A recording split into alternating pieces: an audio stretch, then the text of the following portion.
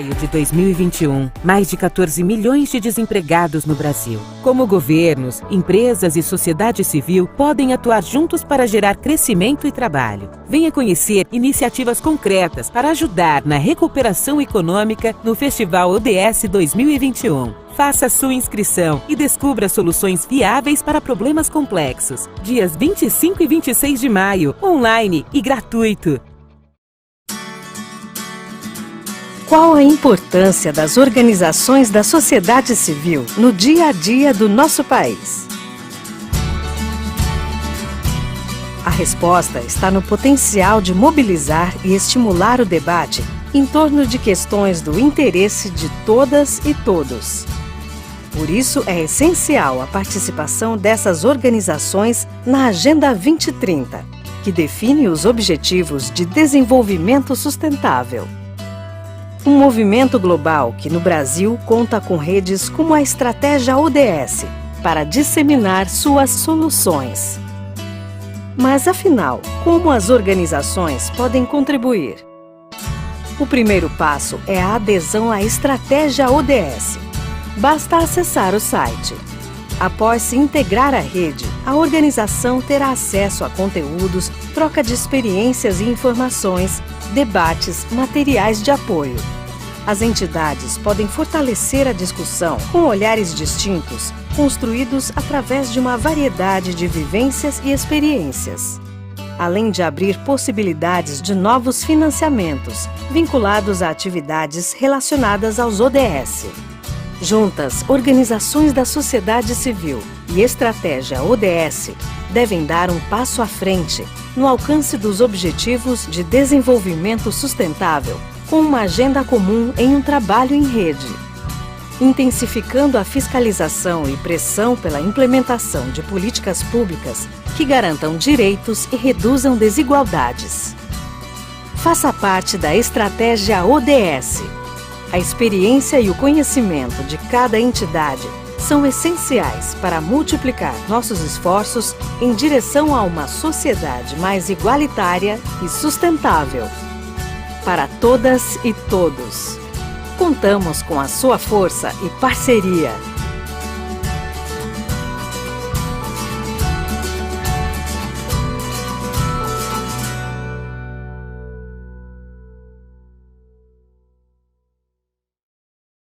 Festival ODS 2021. Faça sua inscrição e descubra soluções viáveis para problemas complexos. Dias 25 e 26 de maio, online e gratuito.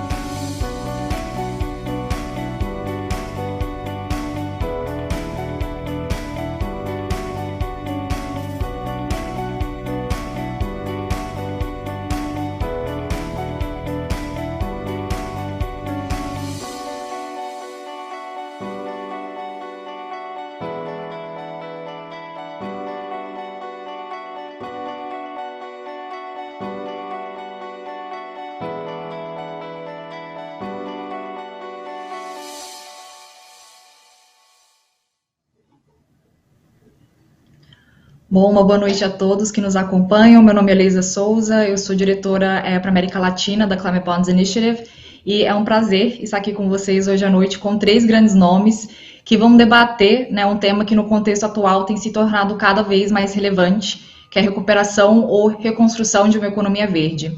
E, de certa forma, esse é um tema novo, mas para quem trabalha com a agenda de mudanças climáticas e sustentabilidade, né, a transição para uma economia de baixo carbono sempre foi, né, esse tema norteador. E essa transição é a missão da organização que eu trabalho, né, que eu mencionei, que é a Climate Bonds Initiative.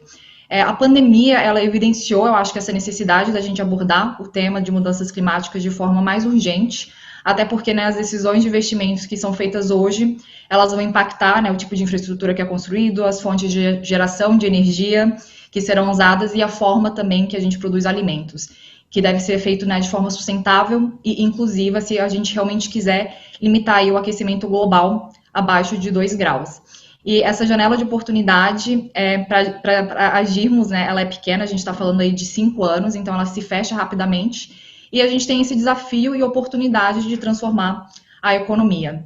E nesse contexto, a recuperação verde é uma alternativa importante, né, para os países reconstruírem suas economias, e o verde não inclui só, né, usar os recursos naturais de forma mais racional e aumentar a resiliência climática, mas também ser de fato inclusiva. E no ano passado, vários países se comprometeram, né, com uma recuperação econômica verde devido à pandemia. Como vocês viram no caso que passou aí na tela, a União Europeia anunciou um plano de 750 bilhões de euros para reconstruir uma economia de forma mais verde e resiliente. E a União Europeia ela coloca o verde aí no cerne, né, como um pilar da sua reconstrução. E dentro dessas categorias, em relação ao verde, a gente fala de geração de energia renovável, eficiência energética, transporte sustentável, tecnologia de informação, e a gente vai ter oportunidade de ouvir o Inácio falar um pouco mais sobre os planos da União Europeia.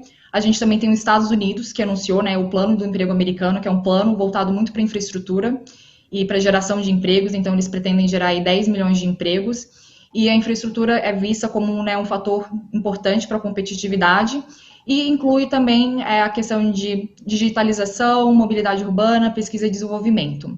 E a gente vê esse movimento em relação a outros países também, como Japão e Coreia também, que começam a incluir o verde nas suas estratégias de recuperação. Então, eles estão olhando para energia renovável, para infraestrutura sustentável, transporte de baixo carbono. E a gente já tem um ponto aí de partida, que é o Acordo de Paris, mas a gente sabe que, né, cada país tem aí os seus desafios para essa transição, para essa economia de baixo carbono. E na Climate Bonds Initiative a gente vê alguns pontos em relação a como fazer essa recuperação. Então, o primeiro é muito facilitar esse entendimento. Então, o que precisa ser feito? Então, a gente quer dizer, né, o que precisa ser feito. A gente fez a primeira taxonomia verde, existem diretivas, né, de mercado também que ajudam isso. A União Europeia lançou a taxonomia de finanças sustentáveis no ano passado, que direcionam, né, para onde que esses investimentos deveriam ir. O segundo é direcionar esses fluxos de capitais. Então, a gente tem, né, oportunidade, a parte de financiamento é muito importante, né, também para essa recuperação econômica, e o Santander tem estado envolvido, né, globalmente em relação a isso. A gente vê, né, finanças sustentáveis e financiamento verde como um componente central para essa recuperação. O mercado global de títulos verdes alcançou, né, no ano passado, $1 trilhão cumulativos desde a primeira emissão em 2007. E a gente vê, né, a expansão de outros rótulos também. E o terceiro é o Build Back Better, que, né, virou um mantra na União Europeia também, mas para países como o Brasil, essa é a chance de você, né, de build better, que é construir melhor. Então, começar do zero já com construindo melhor e incorporando essas questões de sustentabilidade. E o último que a gente vê é a criação de ativos, então, né, a construção desse pipeline verde, que hoje, né, a gente sabe que existe, e aí a Karina pode falar um pouco mais, essa demanda em relação a produtos verdes, mas ainda pouca oferta. Então, pensando, né, no Brasil, a pergunta que vai guiar aqui a nossa sessão é, né, quais são os caminhos aprendizados que a gente pode trazer para o país em relação a esse crescimento econômico verde e como essa agenda também pode ser acelerada aí para os estados e municípios. Então, eu gostaria de chamar o Chico para falar um pouco de como, né, da importância dessa recuperação econômica verde e o que o Brasil pode fazer para destravar essas oportunidades também.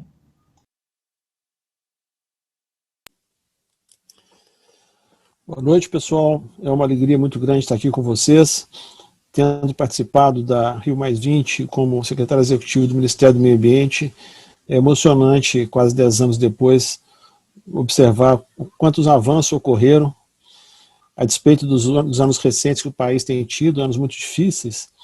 Os ODS são dos grandes legados da Rio+20, e é uma agenda engenhosa, uma agenda interessante, porque permite que todos se engajem nela. Não depende exclusivamente do protagonismo oficial, é uma agenda que está aberta para a sociedade civil, para municípios, para estados, para organizações internacionais, para empresas.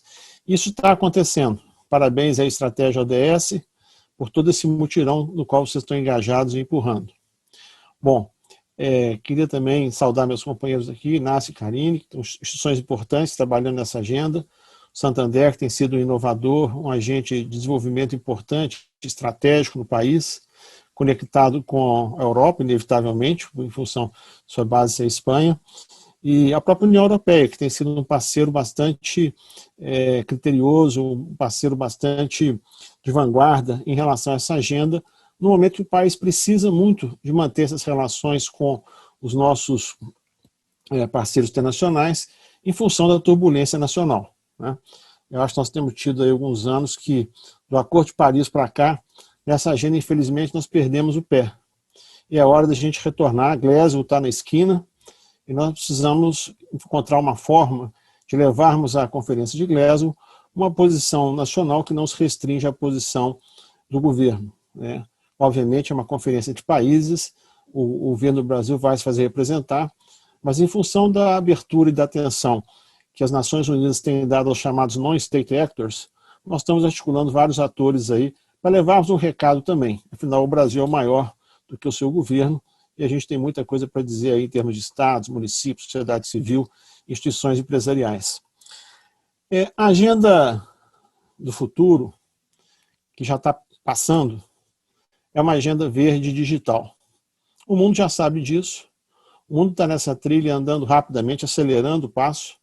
Nós ainda estamos aqui num momento aqui de transe, de confusão mental muito grande, de grandes indefinições, mas felizmente a sociedade está se movendo. E acho que o mercado já está indo nessa direção. Nós começamos recentemente uma trajetória irreversível com o Environmental Social Governance, e esse impulso, ele não vem de governos, ele vem do Banco Central dos bancos centrais, vem de Basileia, vem do setor financeiro, sinalizando que mais cedo ou mais tarde o crédito será filtrado de modo a apoiar instituições, empresas, organizações que estejam empenhadas numa economia de baixo carbono. Isso não é mais assunto de meio ambiente apenas, isso é assunto de desenvolvimento, como sempre foi. E acho que, felizmente, a sociedade e as economias estão despertando para isso, e hoje o que se discute é a reestruturação produtiva rumo à economia de baixo carbono. Como a Leísa comentou, no caso do Brasil não se trata de reconstruir, trata-se de construir sobre muitos aspectos. Nós temos grande parte do nosso território nacional ainda por ocupar, por desenvolver, precisamos conversar sobre isso. As visões polares sobre a Amazônia não são visões que nos vão levar muito longe. Essa visão de que o crescimento a qualquer preço justifica, hoje que nós temos que preservar um santuário ecológico com 50% do território nacional, são visões artificiais, embora uma seja predadora e a outra preservacionista. Temos que encontrar um caminho de desenvolvimento sustentável, inclusive para a região, e isso tem que ser discutido pela sociedade brasileira, em especial pelos 30 milhões de pessoas que moram na Amazônia. No caso do Brasil, nós temos, para enfrentar esse desafio, o Brasil tem um dos ativos que o faz diferencial no mundo. Tudo bem que nós somos das maiores economias do mundo, o país vai ser sempre importante pelas suas proporções, tamanho, mas o que nos torna interessantes do ponto de vista global são os nossos ativos naturais. Nós temos uma das maiores florestas tropicais do mundo, as outras são a Bacia do Congo e a Indonésia. Nesse sentido, nós estamos particularmente bem posicionados para discutirmos e recepcionarmos investimentos, seja com vistas a lucro, seja com vistas a instituições sem fins lucrativos. O Brasil é um país bastante diferenciado em relação aos demais para fazer jus a esse investimento. E, felizmente, vários países têm apoiado o Brasil nessa direção. A Alemanha, a Noruega, a própria União Europeia no seu conjunto, a Espanha, o Reino Unido, enfim, cabe a nós gerenciarmos esse apoio. O que nós não podemos fazer é deixar de aproveitar esse interesse, essa boa vontade para apoiar os nossos projetos de desenvolvimento. A agenda de baixo carbono não é uma agenda nova para nós. Nós temos algumas experiências em curso. A agricultura de baixo carbono talvez seja a mais importante delas. Agora, lembrando que nós temos duas dimensões dessa agenda. A agenda baseada em recursos naturais, estamos falando basicamente da Amazônia, do combate ao desmatamento ilegal, da agricultura de baixo carbono, e temos a agenda urbana, que dialoga mais diretamente com a agenda europeia, né? A agenda de cidades, a agenda de infraestrutura, de transporte, energia, né? Todas essas questões, cada uma delas significa oportunidade de negócio, oportunidade de desenvolvimento, oportunidade de atratividade de recursos. É sempre bom lembrar que o mundo está super líquido do ponto de vista de recursos. E as taxas de juros lá fora são muito baixas, O Brasil é um país que traz oportunidades para os investidores. Quando a instituição que a Leísa trabalha, a CBI, trabalhava conosco no Ministério, nós tivemos a oportunidade de participar do primeiro lançamento de títulos verdes na Bolsa de Londres, e isso foi uma coisa emocionante, você vê o país captando recursos lá fora para investimentos em infraestrutura verde. Isso evoluiu muito nesses últimos 5 anos.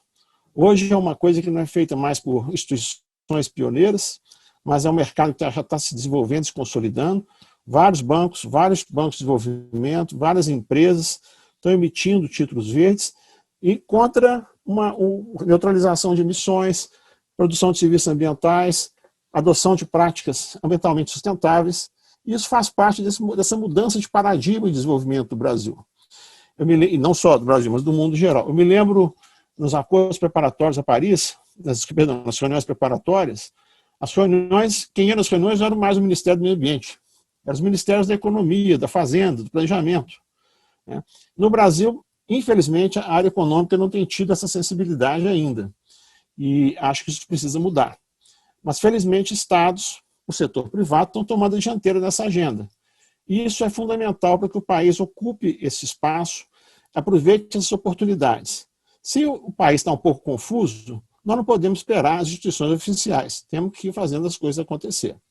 Queria lembrar também que nós vivemos uma revolução profunda do ponto de vista da transformação digital. Todos os setores da economia estão sendo impactados profundamente pela digitalização do que fazem, pelo olhar digital sobre seus negócios. Então nós temos também uma dupla oportunidade de fazermos diferente, fazermos de forma mais limpa, com produtividade maior, mais conectada. Então hoje, por exemplo, se a gente pensar que grande parte da força de trabalho nosso precisa de um processo de requalificação do ponto de vista de habilidades digitais, essas capacidades são estratégias para o desenvolvimento do país em combinação com as estratégias de desenvolvimento verde. A Amazônia, por exemplo, a bioindústria, a bioeconomia, tem várias indústrias que podem nascer limpas. A própria infraestrutura, nós precisamos repetir os padrões de investimento em infraestrutura do passado. Podemos adotar tecnologias verdes, fazê-lo de uma forma mais inteligente, ecologicamente mais sustentável. Queria lembrar que os ODS são um grande combo, um grande compacto, que permite o diálogo entre todos, União, Estado, municípios, empresas, ONGs, e esse diálogo, parametrizado por metas, por indicadores, ele está posto para o país. É uma linguagem que permite a todos nós nos comunicarmos, transitarmos, copiarmos as boas práticas uns dos outros e nos desenvolvermos. Então, acho que o país está diante de uma grande oportunidade. Todos vocês são parceiros e protagonistas desse processo, o CBI, União Europeia, o Santander, e é com muita satisfação que a gente está aqui hoje discutindo desse Festival ODS, mostrando que o país é um país condenado a crescer, condenado a se desenvolver, e que o mundo espera muito da gente. Espera inovações, espera novos valores, novas formas de desenvolver, novas formas de empregar as pessoas, novas formas de gerar riqueza, e formas que nos permitam preservar os nossos ativos naturais, tão importantes para nós e para o mundo. Obrigado. Muito obrigada, Chico. E eu acho que essa questão que a gente falou de construir, e a União Europeia fala muito de reconstruir, então eu também queria agora chamar o Inácio para falar um pouco sobre os planos da União Europeia e compartilhar o que tem sido feito lá. Muito obrigado, Leísa. É um prazer estar aqui neste Festival ODS com duas pessoas tão experientes como o Francisco, o Chico e a Karine nesta área. Eu vou falar um pouco sobre a política da União Europeia, dessa política de uma recuperação verde, digital e inclusiva, que são um pouco os três adjetivos que estamos procurando nesta transformação econômica, mas para isso precisa remontar um pouco aí no tempo, ir um pouco antes, no ano 2019, antes da pandemia, para poder falar já das orientações que a Comissão Europeia, que era uma nova Comissão Europeia, a comissão da presidenta von der Leyen, começou aí no final de 2019 e imediatamente, apenas 3 semanas, um mês após o começo dessa comissão, adotamos o Pacto Verde. O Pacto Verde não é um pacto, não é um programa de política ambiental, não um programa de política climática. É um programa de governança geral da Comissão Europeia e da legislação da União Europeia. E é um programa de transformação econômica da União Europeia. Tem essa grande ambição. Por quê? Porque nesse momento a gente estava começando a considerar muito seriamente a possibilidade de adotar o objetivo de neutralidade de carbono em 2050. A gente tinha experiência já dos objetivos 2020, de redução de emissões de 20%, que foi cumprido, e tinha um objetivo de 40% em 2030. Finalmente, a gente acrescentou ambição para 2030, a pelo menos 55% de redução de emissões. E 2050, neutralidade. Quando você começa a falar de neutralidade de carbono, as consequências setoriais são enormes. Você deve começar a olhar e ver, inspecionar cada um dos setores econômicos que são fonte de emissões e começar a considerar quais são os modelos econômicos, quais são as rotas tecnológicas que realmente permitiriam que esse setor zere as emissões. Isso não é uma coisa simples. É um desafio muito grande. É um desafio econômico, um desafio tecnológico. E, de fato, a gente teve uma análise muito complexa de estratégia a longo prazo antes de adotar esse compromisso de zerar as emissões em 2050. A gente não adotou esse compromisso de um modo ligeiro. Adotou esse compromisso sabendo que é um desafio muito grande, mas que é possível. E isso vem também da experiência que a gente já teve com os objetivos 2020 de redução de emissões, onde a gente continuou no crescimento econômico e reduziu as emissões ao mesmo tempo. Essa ideia que não é possível reduzir emissões e ter crescimento econômico, a gente já sabe que isso não é verdade. Então, quando a gente está olhando para 2050, está olhando para um modelo, é uma transformação do modelo econômico da União Europeia.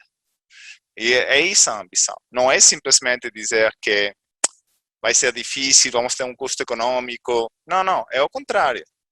Estamos procurando crescimento com essa via ali. E isso tem muitas consequências em muitos setores. Né?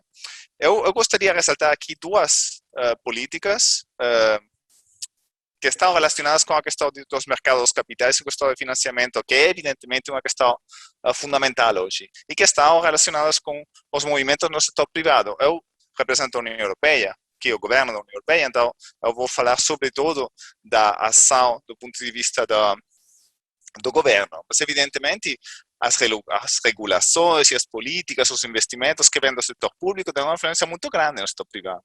E é no setor privado onde as coisas estão mudando muito rapidamente, ali na União Europeia. Estas duas medidas que eu queria mencionar, a primeira você mencionou já, que é a questão da taxonomia de investimentos. A gente adotou uma regulação que é uma taxonomia de investimentos, quer dizer, uma classificação dos investimentos, em particular os investimentos em infraestrutura, segundo o impacto que tem nas emissões. Quais investimentos têm impactos negativos nas emissões, fazem crescer as emissões na economia, e quais investimentos ajudam a reduzir as emissões ou têm um impacto neutro nas emissões.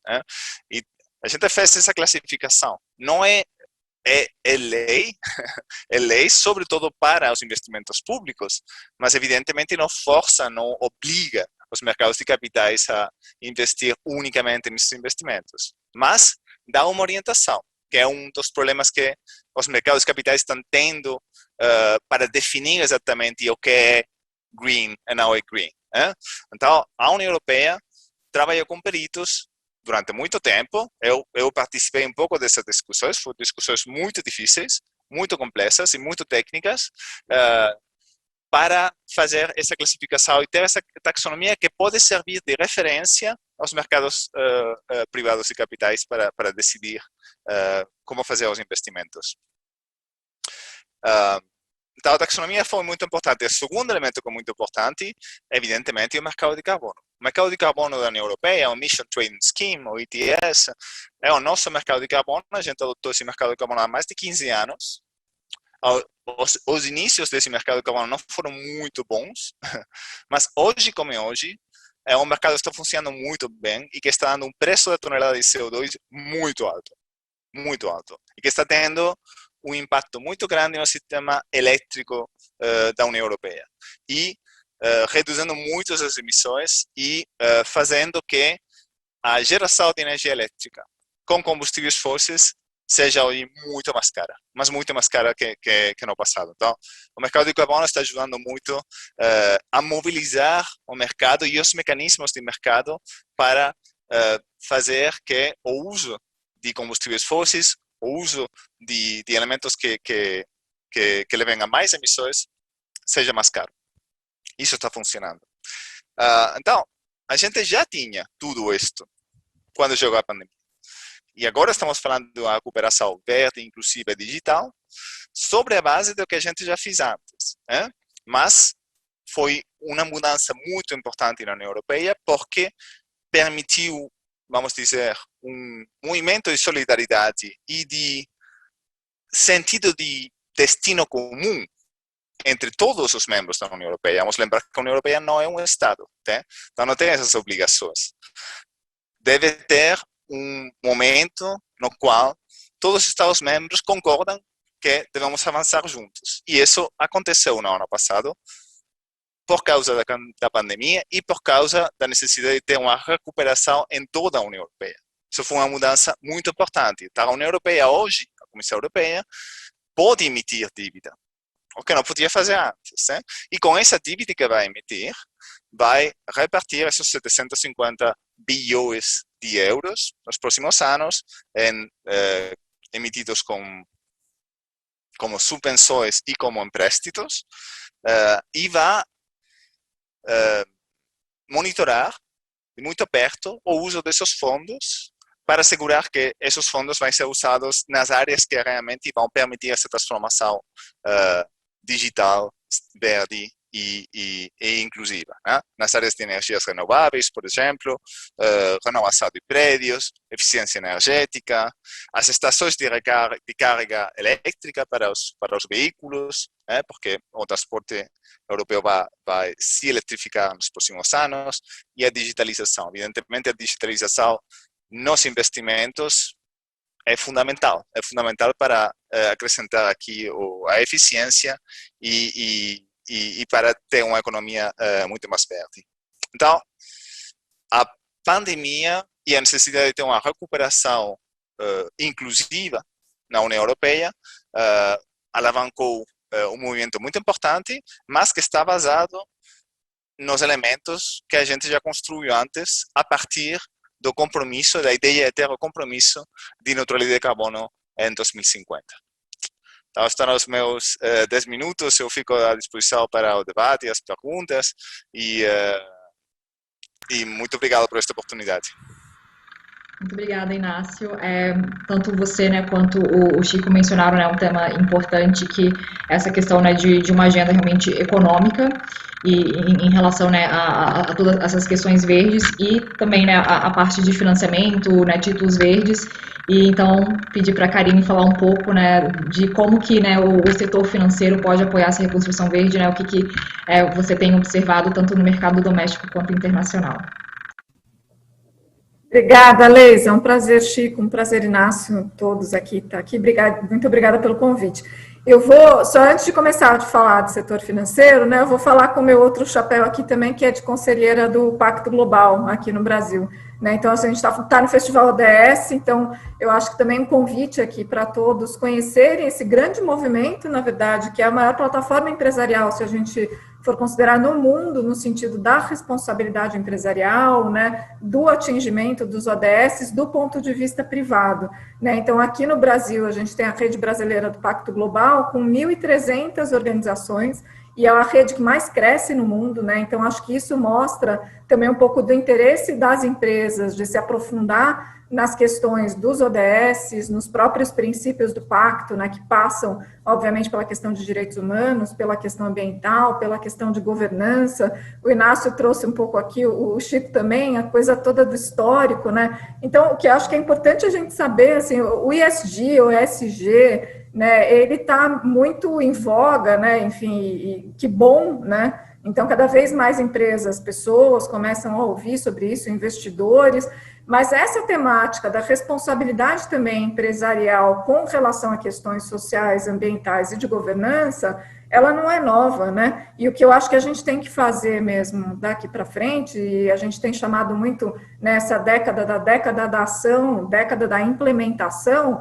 é de fato direcionar os esforços de uma maneira muito mais concentrada, muito mais focalizada para os impactos positivos que vão precisar ser gerados, né? Acho que tem um papel grande aqui, né, cada vez maior, né, de ciência, né, dos objetivos baseados em ciência, principalmente quando a gente discute a questão de mudança climática, e se aproximando do setor empresarial, acho que, de fato, de uma forma como eu nunca vi.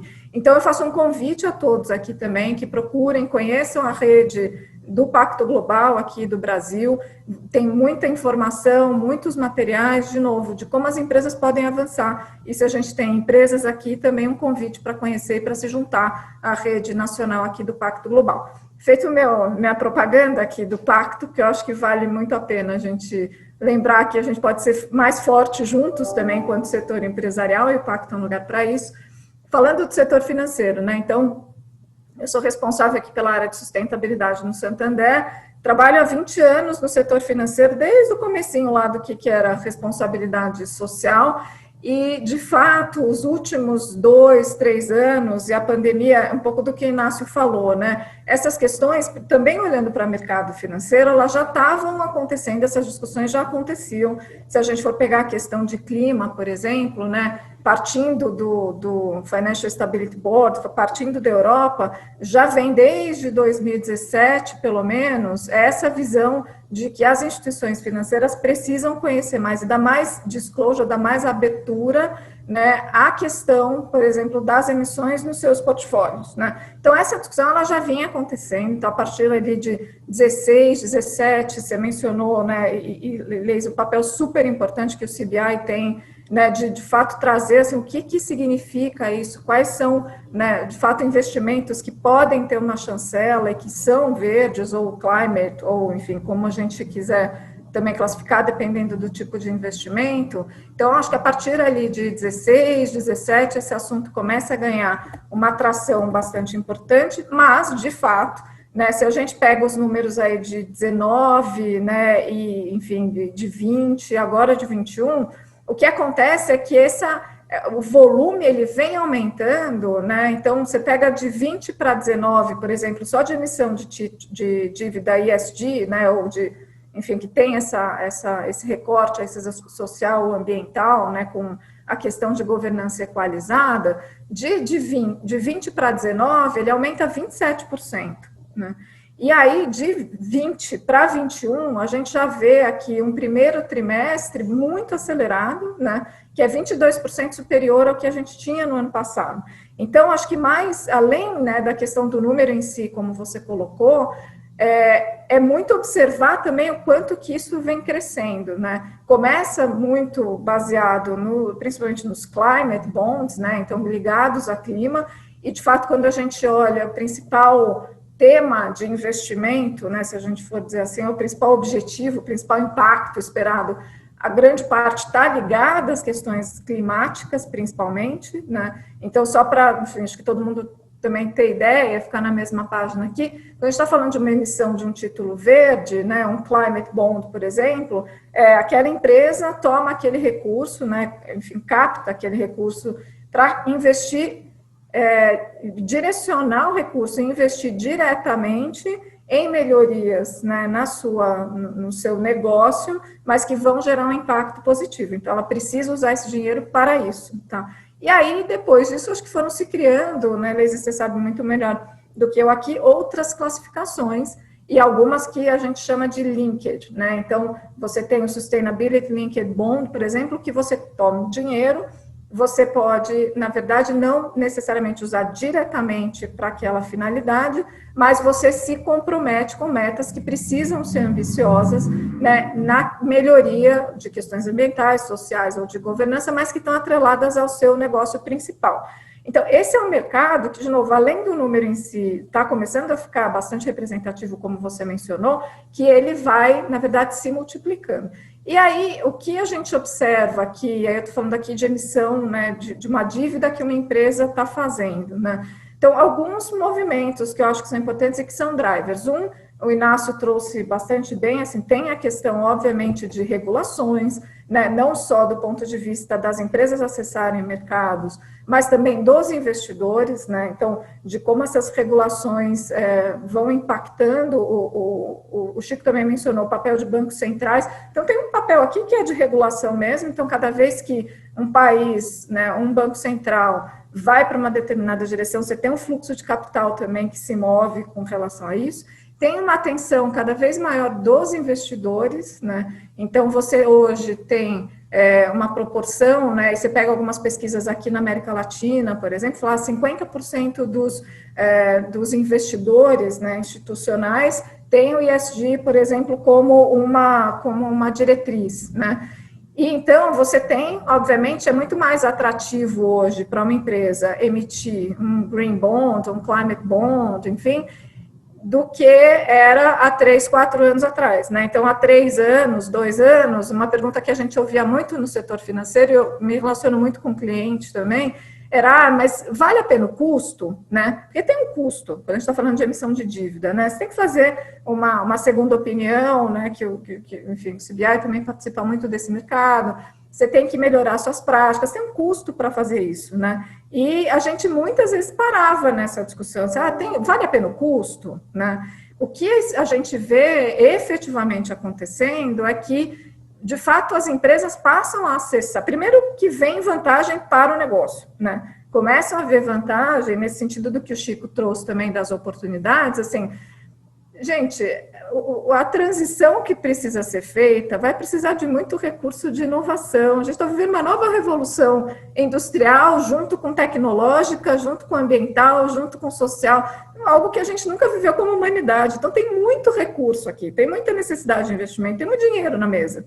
Né? Então, não é também que, de repente, todo mundo ficou, nossa, agora todos somos pró. Não, então, assim, tem muito dinheiro na mesa, seja para país, seja para a empresa em si. Então, acho que hoje a gente tem empresas que várias começam a perceber isso, né? Então, assim, bom, eu vou, de fato, ter novos modelos de negócio, eu estou pensando lá na frente, se eu sou uma empresa de materiais, por exemplo, quais são os materiais que vão ser mais aceitos, que tem mais mercado, onde eu vou me posicionar melhor. Então, primeiro, acho que tem isso. E outro é que, de fato, você acessa, o que a gente fala no mercado financeiro, você acessa um bolso de investimento que é diferente, que às vezes aquele investidor não se interessaria por comprar uma dívida da outra empresa e passa a se interessar pela questão ESG. Então, isso é real, isso tem acontecido e os números, de novo, a cada ano você vai aumentando ali 22%, 27% com relação ao número anterior.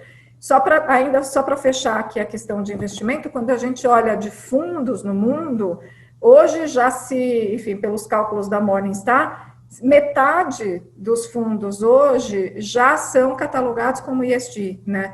Então, no ano passado, a gente bate mais de $1 trilhão de fundos sob gestão que já tem essa chancela ESG. E, globalmente, 60% dos investidores falam que incorporam nas análises. No Brasil, 48%, mas o número é parecido, 52% dos fundos tem alguma vertente aqui ESG, e aí a gente está falando em governança de transparência, remuneração dos executivos, corrupção, conselhos, diversidade ambiental, a questão toda climática, emissão de gases, risco climático, gestão de resíduos, e obviamente a social aqui em termos de direitos humanos, saúde e segurança, enfim.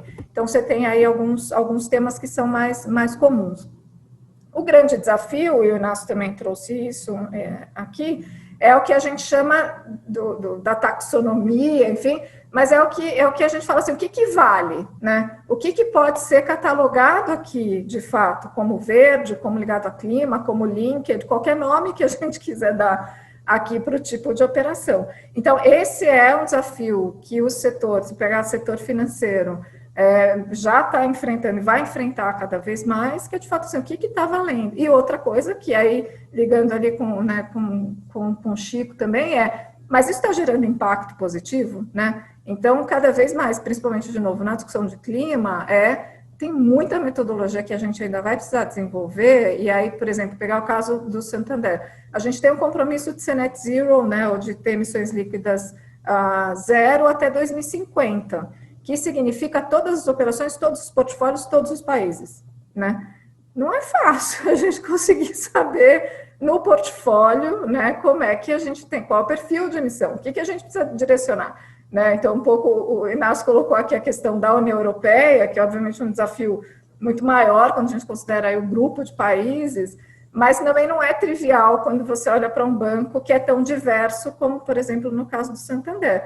Então, muito se discute, né, de metas baseadas em ciência. Eu acho que a gente tem um potencial aqui, olhando da perspectiva brasileira e falando um pouco aqui de como a gente atua no Santander, né, a gente, de fato, entende há muito tempo, acho que a gente nasceu um pouco assim com a prática de sustentabilidade, entende que precisa estar atrelado ao negócio, precisa estar atrelado à estratégia de negócio de um banco operando na sociedade brasileira, né? E aí a gente tem 4 frentes, né, 4 focos de negócio, tem várias outras iniciativas, obviamente, de governança, diversidade, parte social, mas enquanto negócio, a gente tem infraestrutura, né, que é o avanço de renováveis e saneamento, a questão do agronegócio sustentável, inclusão financeira, principalmente microfinanças, e uma parte que a gente chama de impacto social, que é, além de fazer a nossa parte, como é que a gente incentiva essa cultura de generosidade no Brasil também por meio de produtos e serviços. Mas o que a gente percebe, de novo, enquanto negócio, a gente está num país que, de fato, é muito privilegiado, né? Então, eu acho que aqui, desde a questão de renováveis, o potencial que a gente tem, enfim, tanto de eólica, quanto de solar, quanto de pequenas centrais hidrelétricas, quanto de biomassa, biogás, né, de uma agricultura que desenvolveu ao longo de décadas, né, tecnologias como plantio direto, como a integração lavoura-pecuária, de baixo carbono, né, como a gente fala aqui, enfim, você pega o próprio plano ABC. Então, eu acho que aqui a gente tem um potencial tão grande, né, de fato, trazer isso para os negócios, e o que a gente vê enquanto Santander, na prática, assim, a gente, o ano passado, viabilizou 27 bilhões de reais nessa carteira que a gente, enfim, eu brinco, é uma carteira virtual, né, porque você tem coisas diferentes aqui dentro, mas a gente viabilizou 27 bilhões de reais para esses 4 focos de negócio que eu mencionei com vocês. Aqui, desde o empréstimo ao microempreendedor, ao empreendedor informal, né, até, obviamente, todo o mercado de renováveis, financiamento direto das placas fotovoltaicas para indivíduos, até a agricultura de baixo carbono, e a gente começou ano passado a fazer e operar um instrumento que a gente chama de Sustainability Linked Loan, né, que é uma operação de empréstimo bilateral entre o banco e o cliente, que aí a gente estabelece com o cliente algumas metas ou sociais ou ambientais de governança que a gente trava no contrato, né? Então, se ele entrega aquelas metas, a gente destrava um preço, uma taxa diferente no contrato pré-fixada, e se ele não entrega, ele paga enfim, o preço regular da operação. E isso tudo negociado, e isso é uma forma também que a gente encontra de trazer esse diálogo para o cliente, que não é enorme para fazer uma emissão de dívida. Não é todo mundo que pode fazer uma emissão de um climate bond, né? Você tem que estar muito bem estruturado e as emissões são altas, né? Então, aqui foi um jeito também da gente democratizar um pouco esse incentivo, na verdade, para os clientes e abrir essa conversa. E a gente fez aqui, desembolsou 1,4 bilhões nesse tipo de operação, principalmente para empresas do corporate, né? Que são empresas maiores, mas não são as grandes empresas do segmento lá que a gente fala de investment banking. Então, o que a gente vê, só para finalizar isso, assim, na prática, muito interesse dos investidores, muito interesse agora também das empresas começando a perceber seu modelo de negócio, muita oportunidade de negócio. O Brasil numa posição bastante privilegiada se a gente, de fato, se entrar nessa agenda com essa cabeça de oportunidade de fazer corretamente. O Chico mencionou aqui a Amazônia, né? Então, os compromissos aqui também dos 3 bancos privados com relação à Amazônia e de buscar um modelo de desenvolvimento que seja correto para a região, né? Eu acho que você trouxe muito bem, Chico. Qual que é o caminho do meio aqui, né? Como é que a gente traz desenvolvimento, como é que a gente traz conservação, como é que a gente usa o potencial gigantesco que a gente tem aqui como negócio. Obrigada, Leisa. Estou no mudo. Desculpa, eu estava falando que pegando, né, esse seu último ponto, né, Karine, de relação de modelo de negócio, de oportunidades, a gente recebeu aqui algumas perguntas já do público. Eu acho que uma delas é bem interessante que fala, né, que a gente fala muito, né, dessas teorias e às vezes parece um pouco distante em relação, né, a essa recuperação verde ou a esse investimento. E na prática às vezes não funciona tão bem, ou a gente vê, né, enfim, os desafios também na hora de implementar. Então, o que realmente a gente pode fazer, né, para agir de forma efetiva? Essa foi a pergunta, uma pergunta aberta. Eu vou pedir para cada um responder, acho que em um minutinho, em relação a como, né, vocês veem o que pode ser feito de forma efetiva para a gente realmente conseguir essa transição. Começando com você, Chico. Bom, depende de onde cada um de nós está, né? Primeira coisa é priorizar essa agenda, né? Nós precisamos levar a sério isso aí. Isso é o Brasil, isso é o futuro. Nós, historicamente, éramos o país do futuro. Nos últimos anos, temos sido o país sem futuro. Então, nós temos que entender que o futuro pede política, pede a construção de cada um, a participação de cada um, engajamento nesses temas. Então, desde as questões dos hábitos pessoais nossos, né, dos hábitos de consumo, os padrões de produção, os ODS lá, produzir economia circular, o saneamento básico, que é a grande chaga nacional, né, até as coisas mais elementares, né, combate ao desmatamento ilegal na Amazônia, né, atenção para a regulação fundiária. Nós estamos num momento meio assim, parece um certo transe psicótico, né, o país está num surto, né, temos que sair desse surto. Nós temos dificuldades, nós temos visões diferentes sobre muitas coisas, democracia é conflito, precisamos processar os conflitos, mas precisamos voltar para uma certa normalidade do ponto de vista de como lidar com as nossas dificuldades, com os nossos conflitos. Nenhum país se desenvolve por mágica. O Brasil é um país com uma história própria, uma história de independência, sem conflitos armados, com fronteiras estáveis há mais de 100 anos, né? Então, nós temos que fazer desse capital do país, né, o motor da nossa atividade, né? A tecnologia está aí para ajudar, né? A alavancagem que a transformação digital proporciona é extraordinária. Então, cada um, na sua condição, como cidadão, como empresário, como estudante, como acadêmico, como funcionário público, nós temos muito para fazer, mas tem que querer, né? Desenvolvimento não é destino. Subdesenvolvimento às vezes mas desenvolvimento não, né? Vários países do mundo que já foram desenvolvidos descarrilharam e entraram noutra rota, rotas ruins, rotas de estagnação, rotas de retrocessos. Nós estamos perigosamente próximos dessas rotas hoje, por incapacidade de nos entendermos, por incapacidade de construirmos projetos, por incapacidade de processar os nossos conflitos de forma civilizada. Então nós temos que sair desse momento de barbárie que o país se encontra e retomar os nossos projetos, discutir nossas visões, colocar as prioridades coletivas na frente. O Brasil tem belos desafios. Os países do mundo invejam os nossos desafios, né? Nós somos um país em processo de construção. Nós somos um país que traz novidades. Nós somos um país que proporciona inclusão.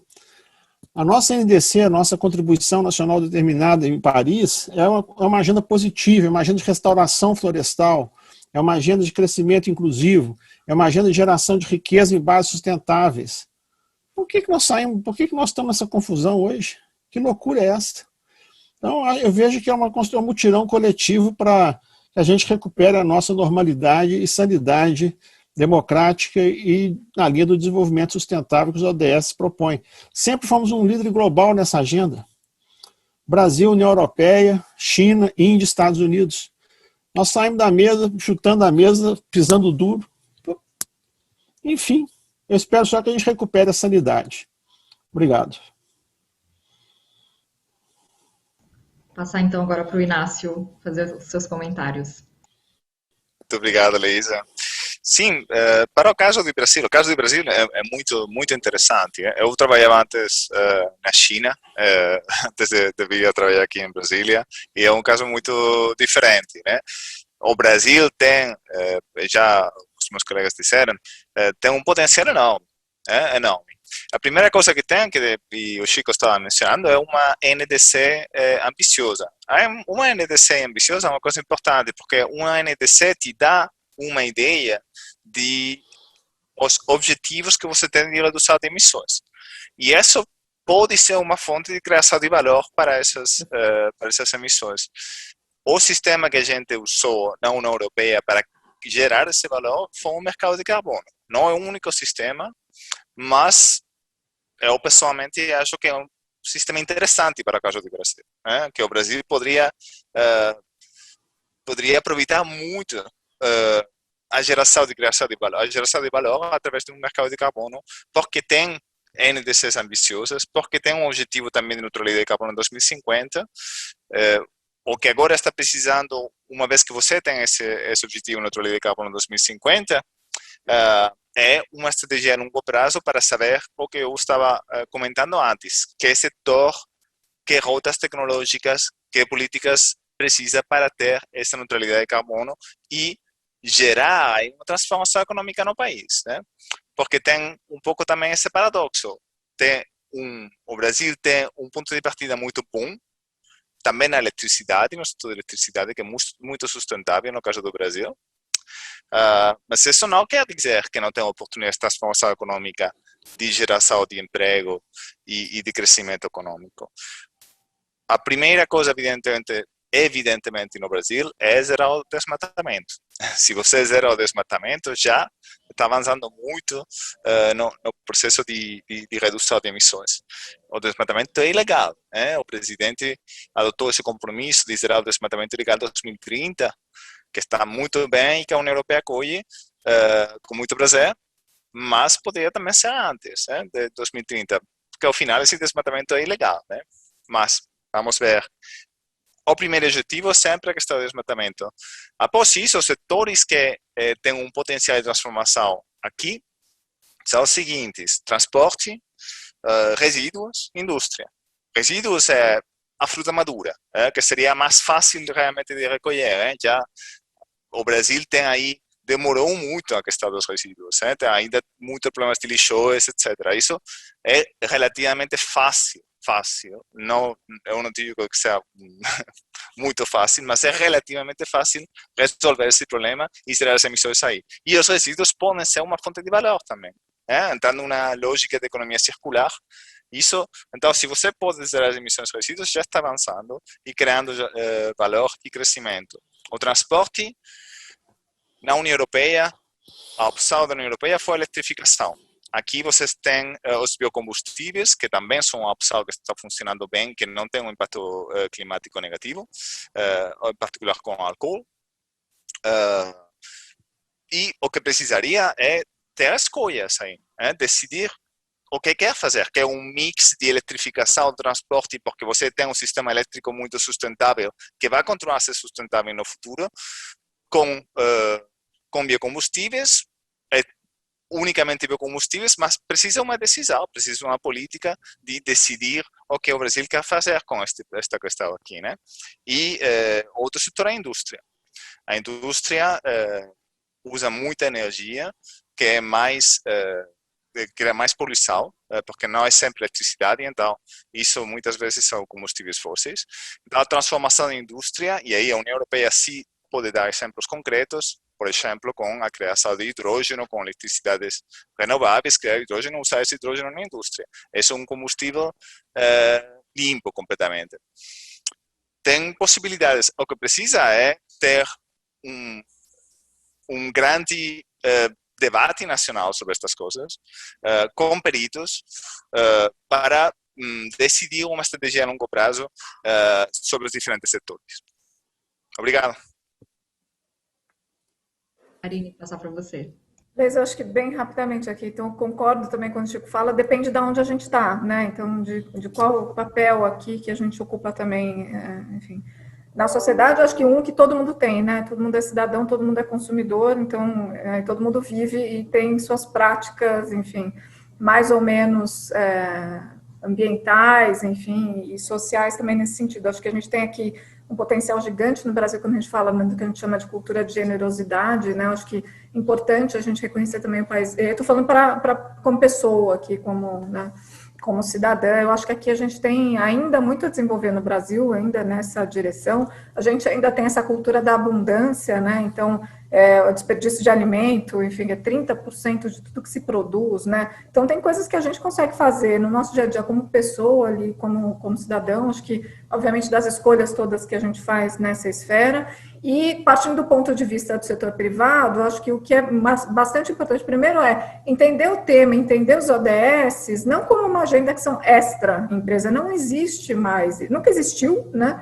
Mas acho que hoje fica cada vez mais claro, assim, a empresa não opera num ambiente que é inócuo, né? A empresa opera nesta sociedade que tem esses desafios e que precisa olhar para os desafios, tanto do ponto de vista de responsabilidade, quanto do ponto de vista de oportunidades que a gente pode gerar e ter como empresa. Então, acho que a primeira coisa, quando você olha para o setor privado, é assim, o que eu afeto e como eu afeto, e o que eu posso também fazer diferente, e quais são as oportunidades que existem aqui para os meus negócios, né? Então, de fato, repensar teu modelo de empresa, de entrega, de produto, de valor, enfim, e de serviço, e isso, de novo, não é restrito às grandes empresas, né? Eu acho que aqui a gente é muito mais uma forma, muitas vezes, de pensar e de enxergar a tua empresa e o teu modelo dentro dessa sociedade dos objetivos que se tem, do que o teu tamanho necessariamente, né? Então, você tem empresas pequenas que têm ótimas práticas sociais, ambientais e de governança, e eu acho que, de novo, isso tem que partir um pouco de como a gente vê e como a gente vê a empresa inserida e a responsabilidade e a oportunidade que a gente pode ter aqui no setor privado também.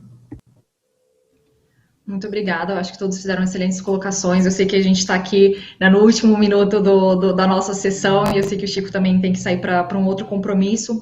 Então, a gente passa as outras perguntas, né, para os nossos panelistas, os nossos solucionadores responderem. Acho que algumas foram respondidas aqui também em relação, né, ao que vocês falaram e realmente, né, colocar essa, enfim, recuperação, essa oportunidade, nessa transição verde já começou no Brasil, a gente tem aí muitas oportunidades, né, eu acho que o Chico destacou essa questão do capital natural tão importante, eu acho que ele, enfim, a gente podia ficar aqui mais uma hora escutando um pouco, né, sobre como trazer esse desenvolvimento para a Amazônia, o que a gente tem ali realmente para também desenvolver, o Ignácio, né, trazendo o que já existe, né, a gente gosta de falar o low-hanging fruit aí em relação, né, a transporte, resíduo, coisas que já podem e já começaram, né, e são oportunidades, e a Karine trazendo toda essa questão do financiamento em relação, né, ao que já tem sido feito pelo Santander, eu acho que essa questão, né, do Sustainability Linked Loan, que é algo super importante também em relação, como você falou, né, democratizar, e o papel que cada um de nós temos aqui também em relação ao como que a gente, enfim, vai fazer os nossos investimentos,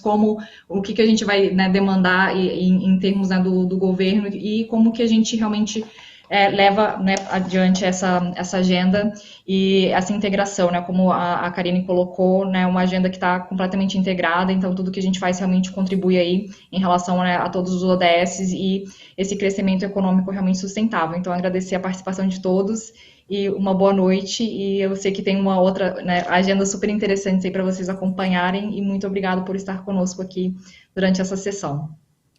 Obrigado, Leila. Obrigada. Muito obrigado pela oportunidade.